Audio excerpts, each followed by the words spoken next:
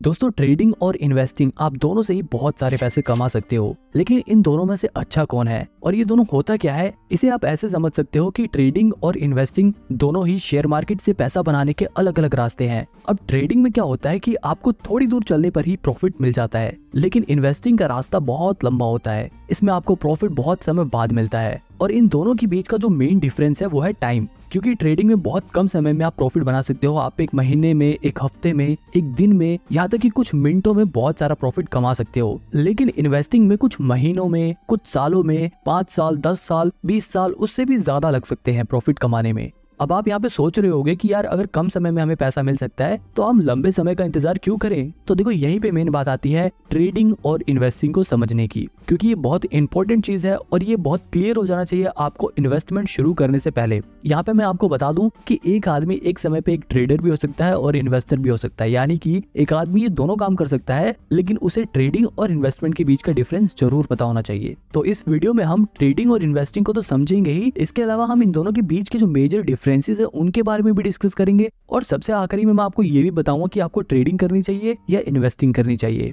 अब देखो, सबसे पहले समझते हैं ट्रेडिंग और इन्वेस्टिंग के कॉन्सेप्ट को। इसे समझाने के लिए मैं आपको एक एग्जांपल देता हूँ। मान लो बाबूराव नाम का एक आदमी अपनी मोबाइल की दुकान खोलता है। उसकी दुकान बहुत बढ़िया चल रही थी। वो मार्केट से सस्ते दाम से मोबाइल लाता और अपनी दुकान पे बेचकर प्रॉफिट कमाता। उसका काम बढ़िया चल रहा था, लेकिन जब भी कुछ समय बाद उसकी दुकान के सामने एक और दुकान खुल जाती है तोतला सेठ की, और वो वही मोबाइल बाबूराव की दुकान से भी सस्ते दाम पर बेचने लग जाते हैं। मतलब कि बाबूराव जो फोन 10,000 में बेचते थे, वही फोन तोतला सेठ 9,000 में बेचने लगा। अब क्योंकि तोतला सेठ की दुकान पर मोबाइल सस्ते मिल रहे हैं, तो लोग बाबूराव की दुकान पर क्यों खरीदेंगे। अब क्योंकि भैया बाबूराव के पास कस्टमर तो आ नहीं रहे थे, इसलिए वो बस दिन भर टीवी पे न्यूज ही देखता रहता। सारे ग्राहक तोतला सेठ के पास जाने लगे थे। जब भी वो टीवी में न्यूज देखता है कि जिस ब्रांड का मोबाइल वो लोग बेचते हैं, वो मोबाइल चिप की शॉर्टेज की वजह से बनना बंद हो गए हैं। अब यहाँ पर बाबूराव के दिमाग में आइडिया आता है, क्योंकि मोबाइल की डिमांड तो लोगों में बहुत ज्यादा है, लेकिन मैन्युफैक्चरिंग ना होने की वजह से अब उसकी सप्लाई बंद हो जाएगी। अब यहाँ पर देखो, बाबूराव दो काम कर सकता है।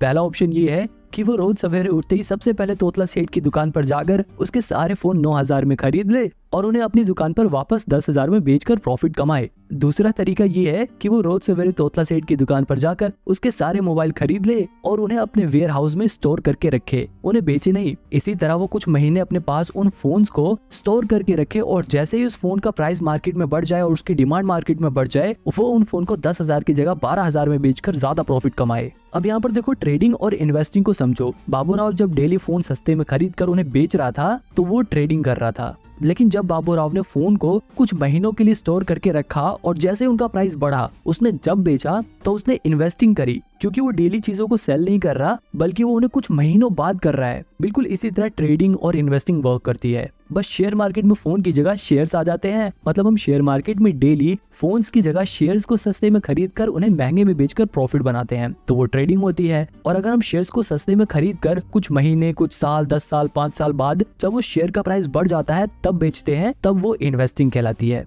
देखो, यहाँ दोनों के बीच का जो मेजर डिफरेंस है वो है टाइमिंग। आई होप अब आपको ट्रेडिंग और इन्वेस्टिंग का कॉन्सेप्ट समझ आ गया होगा। अगर नहीं आया तो आपको आगे जरूर आ जाएगा। अब देखो, इन्वेस्टिंग में क्या होता है, लोग अच्छी कंपनियों के शेयर ढूंढते हैं और जैसे ही उन्हें कोई ऐसी कंपनी मिलती है जो फ्यूचर में अच्छा खासा प्रॉफिट जनरेट करेगी, अच्छा परफॉर्म करेगी, वो उस कंपनी के ऊपर फंडामेंटल रिसर्च करते हैं और ये पता लगाते हैं कि क्या ये कंपनी इन्वेस्ट करने लायक है या नहीं, क्या इस कंपनी में अगर हम पैसे लगाएंगे तो बढ़ेंगे या नहीं बढ़ेंगे। अगर उन्हें उनके इन सवालों के जवाब मिल जाते हैं तो वो उस कंपनी में अपना पैसा लगा देते हैं और वो कंपनियां इन इन्वेस्टर्स के पैसों को लेकर अपने नए प्रोडक्ट लॉन्च करती हैं, अपने बिजनेस को और बड़ा करती हैं, नए एम्प्लॉइज को हायर करती हैं ताकि उनकी प्रोडक्शन बढ़ सके, ताकि वो लोग ज्यादा प्रोडक्ट्स को बना सके और ज्यादा चीजें बेचकर ज्यादा मुनाफा कमा सके। और जब उनको ज्यादा मुनाफा होता है तो वो अपने इन्वेस्टर को खुश करने के लिए उस मुनाफे में से थोड़ा थोड़ा हिस्सा दे देते हैं। इस छोटे छोटे हिस्से को ही डिविडेंड बोलते हैं, क्योंकि देखो, इन्वेस्टर जो होता है वो लॉन्ग टर्म के लिए इन्वेस्ट करता है, तो उसे आखिरी में जो रिवॉर्ड मिलता है वो तो मिलता ही है, लेकिन कंपनियां बीच बीच में थोड़ा थोड़ा डिविडेंड देकर, थोड़ा थोड़ा प्रॉफिट का हिस्सा देकर अपने इन्वेस्टर को खुश करती रहती हैं।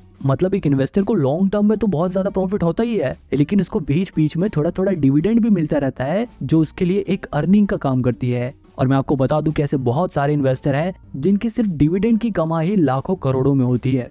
वही दूसरी तरफ जो ट्रेडिंग होती है, उसमें जो ट्रेडर होते हैं उन्हें इस बात से कोई भी फर्क नहीं पड़ता कि कंपनी क्या काम करती है, कंपनी प्रॉफिट कमाती है या नहीं कमाती, कंपनी का मैनेजमेंट कैसा है। वो फंडामेंटल एनालिसिस पर ध्यान नहीं देते। एक ट्रेडर सबसे ज्यादा ध्यान देता है टेक्निकल एनालिसिस पे। वो चार्ट एनालिसिस पे ध्यान देता है, वो शेयर्स के प्राइस को ट्रैक करता है कि शेयर का प्राइस कब घट रहा है कब बढ़ रहा है, वो उसमें अपॉर्चुनिटीज ढूंढता है। मतलब एक ट्रेडर का काम ऐसा होता है कि वो रोज सवेरे उठते ही सबसे पहले मार्केट खुलते ही किसी भी एक कंपनी का शेयर उठा देगा और उसके प्राइस की मूवमेंट को ट्रैक करेगा। अगर उस ट्रेडर को टेक्निकल और चार्ट एनालिसिस करने के बाद ये लगता है कि शेयर का प्राइस बढ़ेगा तो वो उसे कम रेट पे खरीद लेगा और जैसे ही उस शेयर का प्राइस बढ़ेगा उसे बेचकर प्रॉफिट कमा लेगा। जबकि इन्वेस्टमेंट में क्या था, जो इन्वेस्टर था वो शेयर को सस्ते में खरीद कर उसे कई साल बाद बेचता है जब उसका प्राइस बढ़ जाता है। अब आपको ये समझ आ गया होगा कि एक ट्रेडर कैसे काम करता है और एक इन्वेस्टर काम कैसे करता है। अब देखो इनके बारे में मैं और डिटेल में नहीं जाऊंगा वरना वीडियो बहुत बड़ी हो जाएगी। अब सीधे हम डायरेक्ट इनके डिफरेंस के बीच में आते हैं, इन दोनों के बीच के अंतर के बारे में बात करते हैं। सबसे पहला डिफरेंस तो टाइम का ही था। ट्रेडिंग कम समय का प्रोसेस है और इन्वेस्टिंग लंबे समय का गेम है। इसके अलावा अगर रिस्क के हिसाब से देखा जाए तो ट्रेडिंग में बहुत ज्यादा रिस्क होता है जबकि इन्वेस्टिंग में रिस्क बहुत ही कम होता है।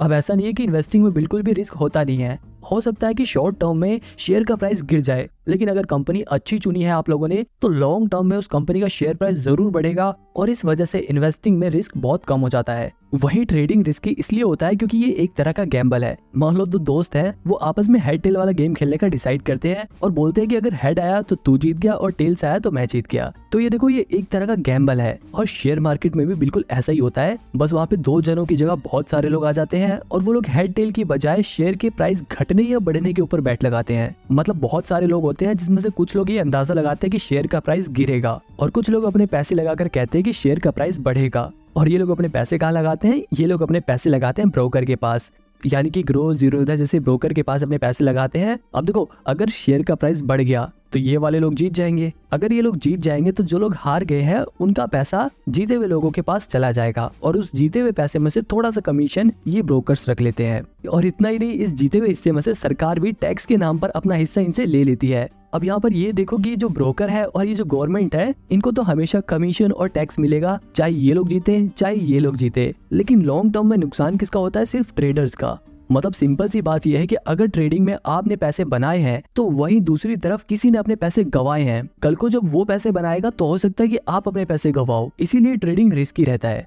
अब वापस अपने डिफरेंस की ओर चलते हैं। अब देखो एक और चीज है इन्फॉर्मेशन। ज्यादातर लोग ट्रेडिंग करते हुए प्राइस घटेगा या बढ़ेगा इस बात का पता लगाने के लिए टेक्निकल एनालिसिस करते हैं। वहीं अगर बात करें इन्वेस्टिंग की तो यहाँ पर इन्वेस्टर इस बात का पता लगाने के लिए कि कंपनी का शेयर प्राइस फ्यूचर में बढ़ेगा या नहीं बढ़ेगा, कंपनी फ्यूचर में ग्रो करेगी या नहीं करेगी, इसके लिए इस्तेमाल करते हैं फंडामेंटल एनालिसिस का। अब अगर आपको ये फंडामेंटल एनालिसिस सीखना है तो आप मेरी ये वाली वीडियो देख सकते हो, इसमें मैंने डिटेल में फंडामेंटल एनालिसिस को समझाया है। अब देखो एक और चीज है स्ट्रेस। जो ट्रेडिंग वाला बंदा होता है वो हमेशा स्ट्रेस में रहता है। अगर उसको प्रॉफिट हो गया तब तो वो पूरे दिन खुश रहेगा, लेकिन अगर उसको लॉस हो गया तो उसके दिमाग में पूरे दिन वही बात घूमती रहती है। ट्रेडिंग करते वक्त हर पल उसे बहुत टेंशन रहती है। अगर शेयर प्राइस गिर गया तो उसकी सांसें फूलने लगती हैं और जैसे शेयर प्राइस बढ़ने लग गया तो एकदम खुश होने लगता है। तो कहने का मतलब ये है कि ट्रेडिंग में बहुत ज्यादा स्ट्रेस रहता है जबकि इन्वेस्टिंग में स्ट्रेस बिल्कुल नहीं रहता, क्योंकि ये एक लॉन्ग टर्म प्रोसेस है। हो सकता है कुछ समय के लिए आपके शेयर प्राइस गिर जाए, लेकिन अगर आपने कंपनी अच्छी चुनी है तो फिर महीने बाद, एक साल बाद, कुछ साल बाद शेयर प्राइस जरूर बढ़ेगा और फ्यूचर में आपको प्रॉफिट होगा। अब देखो ट्रेडिंग वाला बंदा हरदम शेयर के बारे में देखता रहता है,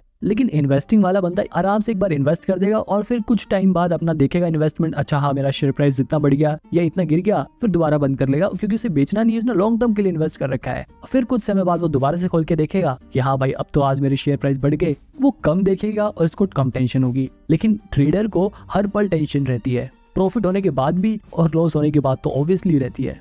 एक और सवाल है कि ट्रेडिंग में ज्यादा पैसे हैं या इन्वेस्टिंग में। अब देखो इस सवाल का जवाब बड़ा ही मुश्किल है, क्योंकि ट्रेडिंग में आप बहुत कम समय में बहुत ज्यादा पैसा कमा सकते हो, लेकिन इन्वेस्टिंग में आप ज्यादा समय में इतना ज्यादा प्रॉफिट कमा सकते हो कि कोई सोच भी नहीं सकता। क्योंकि इन्वेस्टिंग में कंपाउंडिंग अपना असर दिखाती है और पैसा बढ़ते बढ़ते बढ़ते बहुत ज्यादा बढ़ जाता है। वही अगर ट्रेडिंग की बात करें तो ट्रेडिंग में एक प्लस पॉइंट ये है कि आप ट्रेडिंग को कम पैसे में भी कर सकते हो, यानी कि आप कम पैसा लगाकर भी प्रॉफिट जनरेट कर सकते हो। लेकिन अगर इन्वेस्टिंग की बात करें तो सिर्फ आप 1000-2000 लगा के बहुत सारा पैसा कमा नहीं सकते। आप ट्रेडिंग में 1000-2000 लगाकर 5-10 हजार रुपए का मुनाफा कमा सकते हो, लेकिन जैसे कि मैंने बताया था कि रिस्क यहाँ पे ज्यादा होता है। ट्रेडिंग में आपके ये भी चांसेस है कि आप अपने 1000-2000 रुपए गवा दो, लेकिन इन्वेस्टिंग में आपके 1000-2000 रुपए कुछ कम हो सकते हैं। अगर आपने बिल्कुल ही खराब कंपनी चुन ली तो हो सकता है कि आपके पैसे कुछ कम हो जाए, लेकिन पूरे कभी खत्म नहीं होंगे। बहुत ज्यादा गिरने लगे तो आप उसे बेच सकते हो। तो मतलब ट्रेडिंग बहुत ज्यादा रिस्की है, लेकिन आप ट्रेडिंग में कम पैसे से भी ज्यादा पैसा कमा सकते हो।